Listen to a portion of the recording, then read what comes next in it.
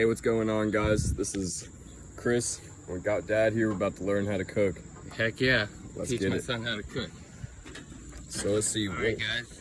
This is what we got going on for you. So we got today. some butternut squash. We're gonna turn that into like a mashed potato. We got some spicy stuff we're gonna put on a la carte for the other chicken. We got some onions chopped up. We got some portobellos we're gonna grill. Some bacon that's gonna go with these Brussels. We're gonna grill this asparagus and do some seasoned grilled chicken. Heck yeah, let's get it. The chicken breast has been marinating. It's just a whole breast that's been cut in thirds. Hey, let me see that. It's been marinated with cilantro, a little garlic salt, and a little pepper, and just a little oil and vinaigrette. And of course, a little paprika and just a hint of cayenne, just to give it a little kick, right? Alright, so this has been cold. I just brought it out. So the good thing about cooking, son, is learning time management, right? Yes. So this grill's been preheated. It's all nice and hot. So we're gonna give it a little season. Make sure it's clean.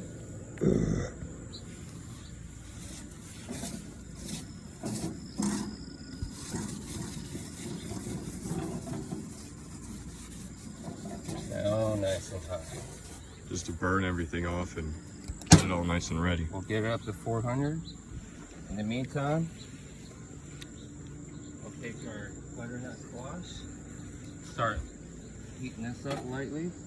So this right here is right from our garden, right over here too. So what we did is just we peeled it, blanched it, and shocked it just to get it a little cold, right? Right. So now it's at a consistency where we could kind of cook it where, you know, it's ready to go. Yeah. So we're gonna keep that on a low temp.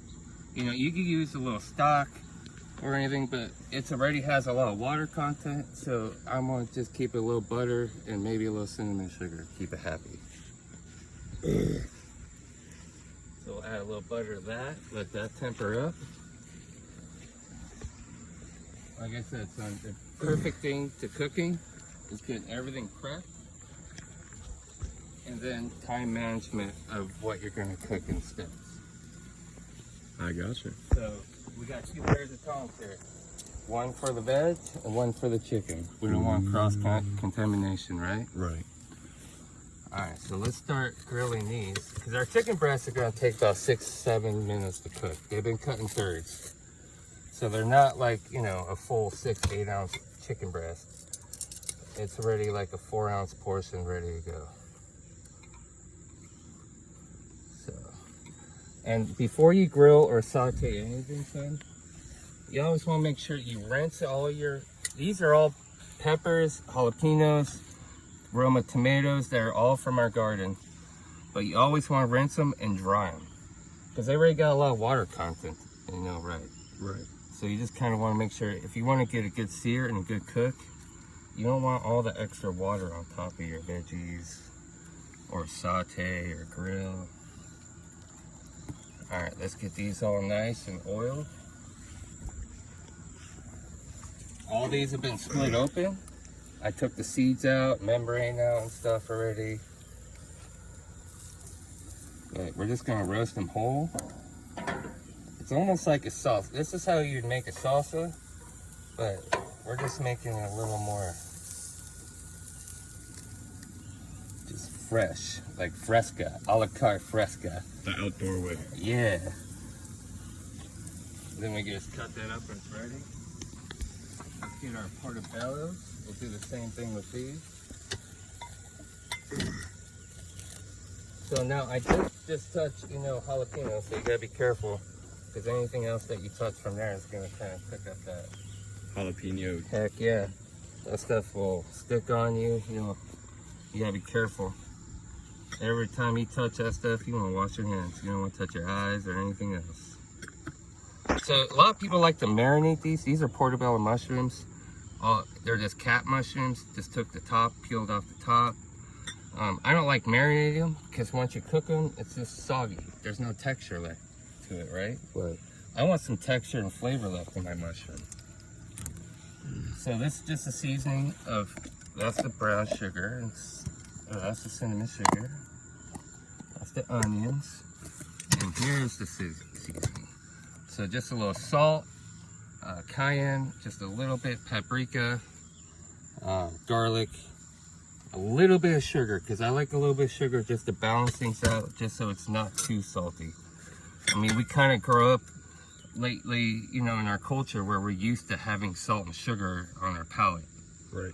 So sometimes you gotta add a little bit of sugar just to help balance things out. That's how I like to do it. So you wanna make sure you get them all nice and coated evenly. The good thing about, you know, getting everything even and cooking is you cook it even, it comes out consistent, right? Right. So those are gonna take about 8 minutes. So we got those on. We got our peppers. Got our portobello caps on. Like I said, you don't even need a marinade. You know? There you go. Looking pretty good. What do you think, guys? I think we're learning a lesson here that's going to be well valuable. So when I blanch those butternut squash, I use salt. You know, it's kind of heavy salt. I like to blanch a lot of things, you know, kind of heavy salted. And you see like how you see that water content already. It's not going to take much to turn it into mash once it's poached. It's nice and blanched. You know, and this is a nice alternative. Instead of having mashed potatoes or, you know, some kind of carb, you're getting actually a full vegetable meal. Right. You don't have to have, you know, grains like rice and carbs from the potatoes and french fries.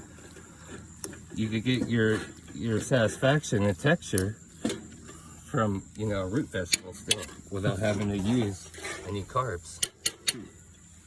That's a lot more vitamins than that, you know, butternut squash you get from it. So that's got nice and pre-temp. So we're gonna hold that up here. We're gonna start getting our Brussels going. The Brussels sprouts. So same thing with the Brussels. They've been blanched in hot water and then shocked with cold water. And you see how I kind of layered them just to get all the extra water content out. Right. So like I said, you don't want to saute with water in your food. All right, we got our saute pan heating up. We got some bacon already cut. So I like to add a little oil with this kind of fat, because this kind of fat is going to have a high smoke point. So if you add this with butter and bacon, it's going to burn. So if you add a little oil and use some of this good kind of fat, it'll keep a nice even smoke point. And that's what you want. You don't want your fat burning, because you want that fat to sear and cook your vegetables, whatever you're about to cook in it. I got you. So what we'll do is we'll let that caramelize, that's nice and render. We got the vegetables, so we're going to use a nice little vegetable time and start kind of flipping these over. So you give it about 5 minutes. It's getting a nice sear. Doesn't take too long. Look at that. Isn't that beautiful? Oh yeah. And a lot of the skin, like when I'm done roasting this, sometimes you can eat it, or sometimes you should peel it because, you know, you just can't digest it that well. Your stomach doesn't. Tomato skins, any kind of skins like that, you know, your stomach can't digest. Right. So look at those portobello, see? Grill's not too hot. Get it at a nice temperature. That bacon smells pretty good. You see, I just messed up. I just cross-contaminated. So now that I did that, I'm gonna use this only for protein now. I got one here that hasn't been touched, so we'll use that for vegetable only now. Sometimes that can happen. It's an easy mistake that happens all the time, especially in restaurants. See, look at that. We're getting that nice saute. Especially when you're in a restaurant and you're really busy, you know, you start reaching for pieces of equipment and you forget what